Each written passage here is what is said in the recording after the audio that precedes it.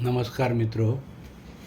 आपण आयुष्याच्या अशा टप्प्यावर आलेले असतो की मागे वळून पाहिल्यावर आपण आयुष्यात काय केलं, काय कमावलं, काय गमावलं, आनंद किती, दुःख किती, कोणी विश्वास किती दाखवला, कोणी फसवणूक किती केली, असं एक न विचार प्रत्येकाच्या मनात येतच असतात.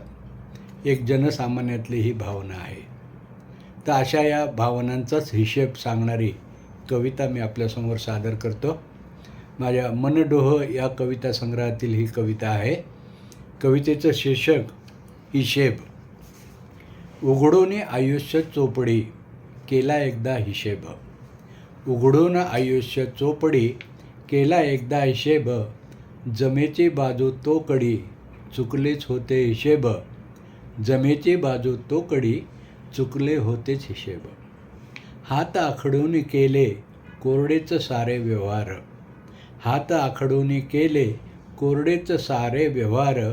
उघड्या नव्हत्या खिडक्या, बंदच होती दार. आसऱ्यासाठी आलेले रिक्त हस्ते परतले. मन कोडगे कधी झाले, अंदाजही नाही आले. श्रीमंतीचा पाऊस तो, श्रीमंतीचा पाऊस तो, अखेर वळवाचाच निघाला.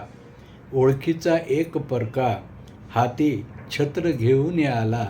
हाती छत्र घेऊन आला. चुकले असतील जरी, चुकले असतील जरी, आधी काही हिशेब. चुकले असतील जरी, आधी काही हिशेब.